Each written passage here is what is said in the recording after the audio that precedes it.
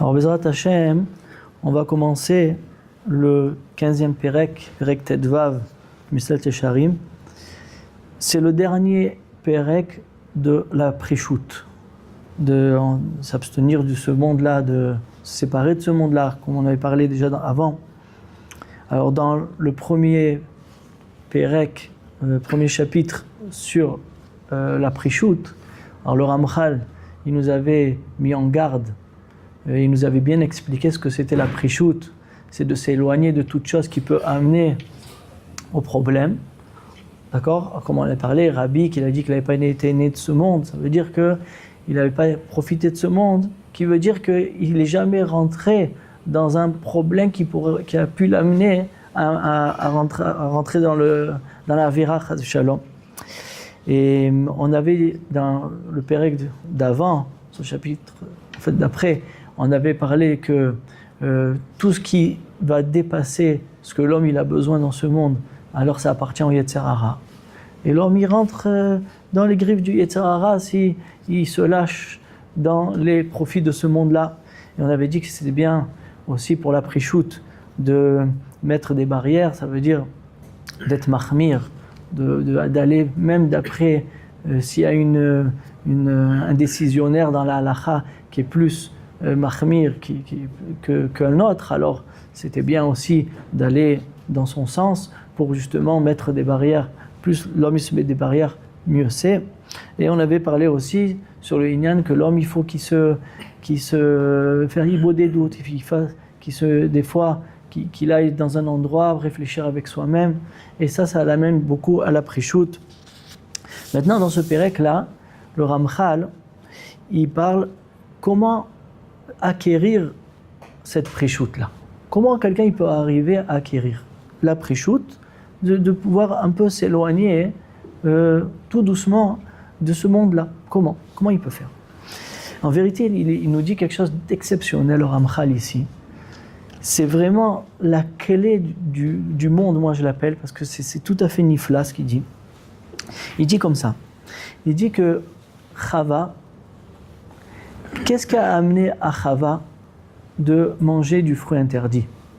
Alors, le passouk il nous dit que Chava, elle a contemplé le Etz Hadat Tovara qui était beau. Il était beau, les fruits avaient l'air très très bons, éclatants, comme ça. Ils avaient l'air vraiment assisi, on dit en hébreu. Ils avaient l'air vraiment dégustés, comment on dit? C'est que Nifla est très très bon. Donc, Be'etzem, Chava, elle s'est fait avoir par ses yeux. Les yeux qui ont vu quelque chose qui a amené à la ta'ava, qui a amené à l'envie, c'est ça qui l'a fait trébucher. Après, c'est sûr que le Nachash, le serpent, il a aussi mis du sien, mais aussi ce qui a causé essentiellement le problème, la Torah elle nous prouve dans ces mots, c'est qu'elle a vu, elle a regardé et elle a vu le Etz Hadat qu'il était attirant. Donc elle a donné à ses yeux de voir des choses que peut-être que c'est pas. Maintenant, Hachem il n'a pas interdit à Chava de pas, il leur a pas dit de pas regarder le Etz Hadat, mais elle aurait dû mettre des barrières en sachant que regarder quelque chose d'interdit, ça peut amener au problème. Elle aurait dû se mettre une barrière. Et comme elle n'a pas mis la barrière, c'est ça que le serpent il a pu la faire trébucher. D'accord ? Maintenant, ici se cache quelque chose de très très grand. Le Ramchal, il nous dit dans son Sefer Adir Bamarom, il nous explique un peu ce que c'est la force de l'œil. Il y a dans l'œil une force exceptionnelle. C'est que quand quelqu'un il regarde quelque chose, il contemple quelque chose, alors cette chose-là, elle va se graver dans la neshama de l'homme. Elle va se graver mamash dans la neshama de l'homme. Et pas seulement ça, il dit, pas seulement elle va se graver dans la neshama de l'homme, mais c'est aussi ta force de ce que tu as regardé, la force de l'œil. En fait, il doit renvoyer une certaine énergie, l'œil, que même à la chose que tu vas regarder, tu vas lui donner un morceau de toi. Par exemple, il dit le Ramchal que la Torah elle a interdit de regarder l'Avodah Zara. De regarder l'Avodah Zara, c'est interdit. Pourquoi? Alors, tu peux dire aussi parce que si tu vas regarder, peut-être tu vas être tenté. Mais à part ça aussi, il dit le Ramchal, en regardant la chose, tu vas donner de ta force à la chose. On ne sait pas la force que l'œil il a. L'œil il a une force énorme. Et le Rav Chaim Vital, dans ses Sefer Otzrot Chaim, il dit que l'autruche, par exemple, l'autruche, quand elle veut faire éclorer son œuf, alors elle ne s'assoit pas dessus, mais elle regarde. Et on voit d'ailleurs que l'autruche, elle arrive à... Son regard, il est très très fort. Et elle regarde l'œuf et elle arrive à l'éclorer en regardant. Et Dieu, Rav Chaim Vital, de ça, on voit que l'œil, il a une force aussi. C'est ça aussi la force du Aïn Hara. Quelqu'un qui veut faire du mal à quelqu'un, déjà, il va faire passer une énergie de son œil à la personne et il va l'endommager, chas v'shalom. Donc il nous dit le Ramchal que l'œil a beaucoup de force. L'œil, tout ce que tu vas regarder, ça va être gravé en toi. Ça va être gravé à l'intérieur. C'est pas seulement j'ai contemplé quelque chose et 2 secondes après ça s'est volatilisé. C'est faux, il dit le Ramchal. La chose, maintenant elle fait partie de toi. Elle fait partie de toi. Alors, il dit que, étant donné que la chose elle fait partie de moi, là est le problème, parce que quand tu regardes quelque chose qui va t'attirer, alors pour se séparer de cette chose-là, ça va être très difficile.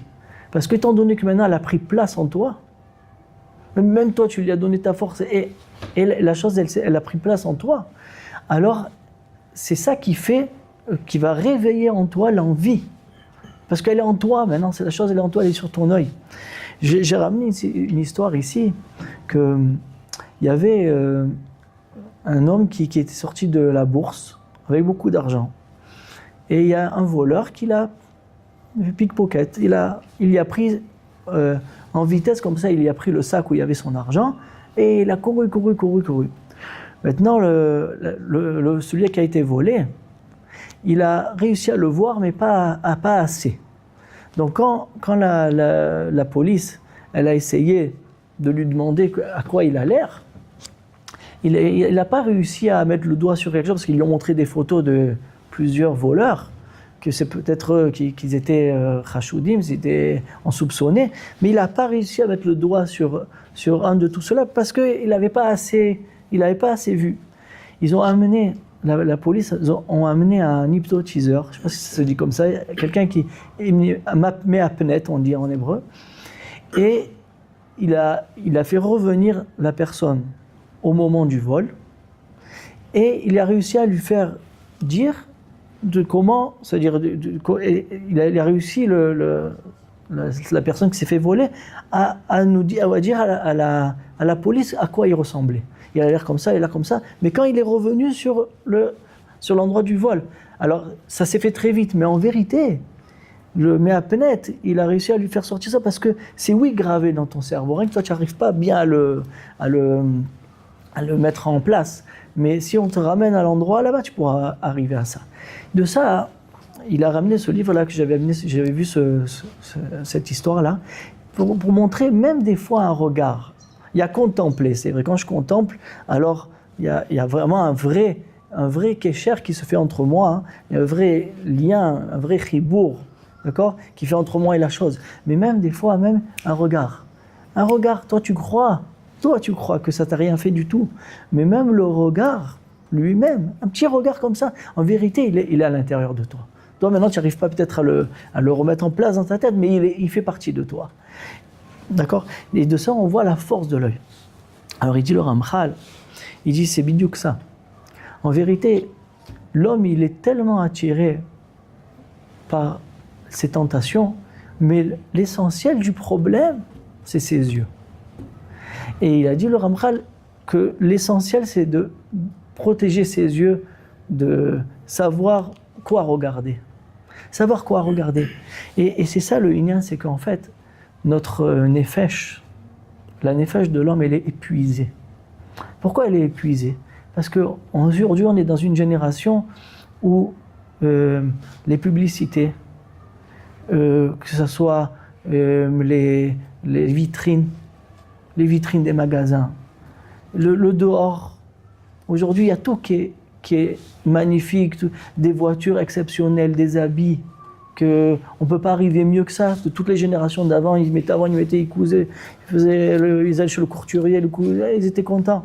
Aujourd'hui, tout est avec les machines, tout est le plus modifié avec les lunettes de soleil, tout ce que tu veux aujourd'hui, tout est parfait. Et l'homme, toute la journée, il voit ça, et ça s'imprime. Ça s'imprègne à l'intérieur de Neshama, et l'homme il est tenté ça, et qu'est-ce qu'il va faire? Il va essayer tout le temps d'arriver à acquérir tous ces kinyanim là. Pourquoi? Parce qu'il a envie. Ça fait partie de lui, c'est ancré en lui maintenant. Donc c'est pour ça qu'il y a beaucoup de mal de se séparer de ce monde, parce que ce monde il t'attaque. Tu attaques, et toi, tu te donnes à cette attaque-là. C'est pas, tu t'es pas séparé de ça, parce que tu fais que regarder les choses qui vont t'amener à la tentation. Mais c'est parce que on a une force énorme dans nos yeux. C'est une force rouchanite, c'est une force spirituelle, Rabotai. C'est pas une force qu'on peut expliquer. Vous savez, même dans la pupille de l'homme, il y avait aussi une autre histoire que quelqu'un s'était fait assassiner, Chas v'Shalom, et la Mishtara, la police, ils étaient arrivés à retrouver le voleur. Parce que la dernière image que l'assassiné, il avait vue, c'était l'assassin. Et il était gravé dans son œil. C'était la photo de la personne était gravée dans son œil. Ça veut dire que chaque chose qu'on regarde est gravée en nous à Boutaï. Et c'est pour ça qu'on n'arrive pas à se séparer de ce monde-là. Parce que, voilà, on fait que regarder. Et c'est ça que Chava, elle a trébuché sur ça. Elle n'a pas donné ces barrières-là. Elle a regardé le Hetzadat. C'est pour ça qu'elle a été attirée par ça. À plus forte raison, Rabotai, les gens qui font pas attention et regardent par exemple des films, en vérité, si vous regardez tous ces films-là, ils te proposent les plus grandes stars qu'il peut avoir, les gens qui sont, on dirait, dans l'imaginaire, mais on dirait les gens les plus beaux qu'il peut avoir, les femmes les plus belles, les voitures tout le confort matériel qu'il peut avoir, tu vois dans les films, c'est ça le film. Le film, il va intéresser les gens, donc il leur montre. Et toi, ça devient gravé en toi, et toi tu as envie de ça, mais c'est impossible d'arriver à ça. C'est le maximum de la tentation. Mais tu es toujours en train d'essayer de regarder même les enfants quand ils voient ces films-là, ils sortent du film, ils veulent être la même chose. D'accord, ils font la même chose, ils vont se coiffer comme l'acteur, ils vont parler comme l'acteur. C'est comme ça. C'est l'œil qui regarde la chose, c'est gravé en lui et ça te tente à chaque fois. Tu es tenté. Donc la solution à Botaï, c'est de faire un peu plus, pas obligé de regarder dans la rue à droite et à gauche tout le temps qu'est-ce qu'il y a et qu'est-ce que le monde y propose. C'est pas obligé. Ce qu'on a besoin, oui, mais regardez tout ce qu'il y a dans AliExpress, dans Amazon et tout ce qui se propose, et les plus belles choses, les plus beaux tailleurs du monde et tout ce que tu veux, ça crée en l'homme encore l'envie de ce monde-là. D'accord? Donc c'est l'œil le plus dangereux, c'est l'œil de l'homme. Vous savez, les gens ils croient que la famille Abou Khatsera, Baba Saleh, son frère, son fils Baba Meir et tout ça qui gardaient leurs yeux. Alors les gens ils croient que c'est seulement pour pas avoir des femmes interdites et tout ça, mais c'est pas vrai. C'est pas que ça. C'est vrai, Vadaï, mais aussi ils voulaient pas voir ce monde-là. Ce monde-là, il te tente, tu es tenté par tout. Et eux, ils se sont mis une barrière, ça je veux. Alors ça c'est le niveau maximal. Ils sont arrivés à Dagon Niflaim. Ils sont arrivés à que leur neshama, leur âme, elle prend le dessus. Elle prend le dessus, mamash, sur leur corps. Mamash. Mais c'est la darga, le plus nifla, mais c'était ça leur sod. C'était qu'ils ne voulaient pas avoir de rapport avec ce monde-là. Donc ils se sont écartés. Donc ça, c'est la première chose que le Ramchal il nous dit pour acquérir la prichout. C'est la première chose qu'il faut faire attention, c'est à ses yeux. Deuxième chose aussi que le Ramchal il nous propose pour acquérir la prichout, c'est qu'il faut réfléchir un petit peu à toutes ces tentations que le monde y propose. Par exemple, il parle ici de la Tavat Achila. Tavat Achila, c'est l'envie de manger des choses raffinées et tout ça. Alors, on a dit que tout ce que l'homme il a besoin, c'est évident qu'il n'y a pas de problème et c'est même bien. C'est pour ça qu'Hachem, il a créé ça dans ce monde, pour ton bien-être. Mais quand tu réfléchis un petit peu à la chose, tu ne vas pas exagérer. Pourquoi? Il dit au Ramchal, regarde comment la chose est. Le ochel que tu vas manger, dans 2 secondes, il ne va plus exister. Tu as une belle assiette comme ça, avec toutes les bonnes choses du monde. Quand tu vas la manger, dans 5 minutes, il n'y a plus rien. Tu ne vas même plus voir ce qu'il y avait ici. Ça veut dire tout va se disparaître, se volatiliser. Et à plus forte raison, après, quand tu vas le faire sortir dehors, alors à plus forte raison qu'il ne va plus rien rester, et encore pire que ça. Et il dit le Ramchal, quand on réfléchit, quelqu'un il peut être rassasié. 2 personnes un il a mangé la chose la plus raffinée qu'il peut avoir, dans le plus bon restaurant qu'il peut avoir, et il est sorti rassasié. Aussi quelqu'un il a mangé du pain dans le café, il a mangé, il est rassasié. Il y a une différence entre les deux. Les deux, ils sont rassasiés la même chose. Que tu manges une noix bien graissée, comme ça il dit le Ramchal, ou bien tu manges du pat kibar, tu manges du pain sec, en vérité, la maskana, le résultat des deux, ça va être la même chose. Lui, il est rassasié, lui, il est rassasié. Donc tu vois que je comprends que l'homme, il est attiré par le bon ta'amim, le bon goût, le ta'am, comment on dit, le goût, le bon goût. Mais ça vaut pas le coup d'investir toute sa vie à l'intérieur de cette chose-là. C'est ça qui veut nous dire le Ramchal. Parce que ça se volatilise. Et la totsara, elle est la même. C'est-à-dire le résultat, il est le même. Donc, d'investir tout son monde pour ça, ça vaut pas le coup. Donc ça aussi, ça va aider, quelqu'un qui réfléchit à ça, ça va l'aider à un peu mettre des freins sur les tentations de ce monde-là, et arriver à que la neshama, elle prend un peu plus le dessus sur le corps.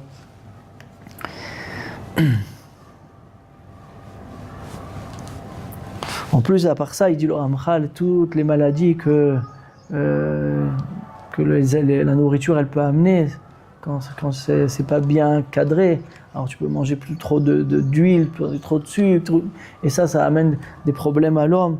Et ça peut aussi, quelqu'un des fois il mange, il se sent lourd, il se sent pas bien, tu vois, qu'est-ce qui t'a amené cette nourriture-là, elle t'a amené à être lourd, te sentir pas bien. Donc c'est anat rega, ça s'appelle, rien que le profit d'une minute, le profit d'un instant, et après tu vas supporter pendant toute la nuit, tu vas avoir une indigestion et tu vas pas être bien, tu vas pas te sentir bien. Donc on voit que c'est pas qu'aider de courir après une tentation qui va se finir après quelques instants.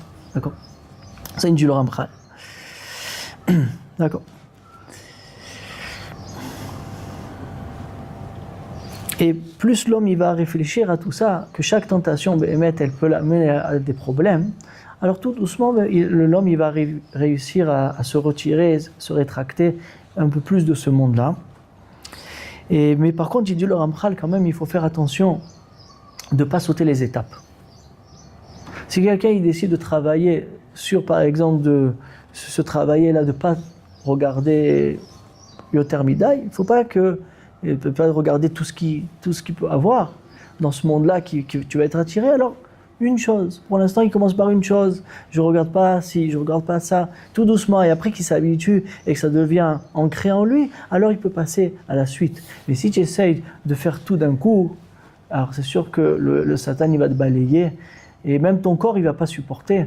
Donc il faut tout doucement habituer le corps à ça. Et tout doucement, la Neshama peut prendre le dessus sur le corps. Mais d'un coup, c'est pas possible parce que qui c'est le balabaït dans ce monde? Qui c'est qui est l'essentiel?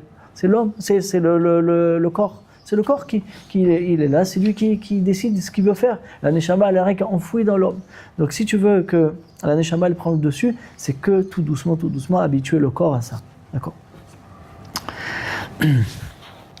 Encore une barrière que le Ramchal nous dit, on finit avec ça, Bezrat Hashem, c'est que si tu fréquentes des gens, de fréquenter des gens qui sont au-dessus, qui sont en fait tout le temps dans les tentations de ce monde-là, parce qu'ils ont beaucoup d'argent et ils ont beaucoup d'envie, ça veut dire ils n'ont pas de frein, ils ne se freinent pas, c'est pas des gens qui ont de la hirat shamaïm et tout ça, c'est sûr que tu n'arriveras pas à tenir.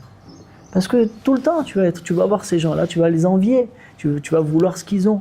Donc il dit le Pitarol au Ramchal, c'est un peu de s'écarter de ces gens-là, de ne pas trop fréquenter des gens qui qui sont dans les tentations de ce monde, parce que sinon tu ne pourras pas tenir. Tu vas être trop attiré par ça. On voit par exemple Eliyahu Hanavi et Elisha, David Ameler, eux, ils ont l'endroit essentiel où ils habitaient, c'est dans les montagnes.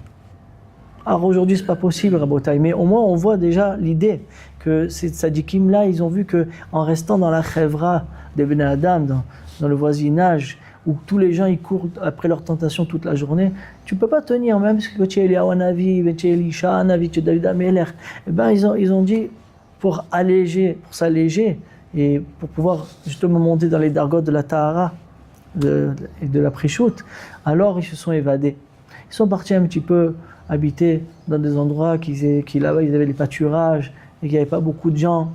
Mais ça encore une fois, c'est le maximum de la Prichout. Mais au moins nous, au moins pour nous, le minimum de pas trop se lier avec des gens qui sont efkerim, ils se donnent à toutes les tentations qu'il peut avoir.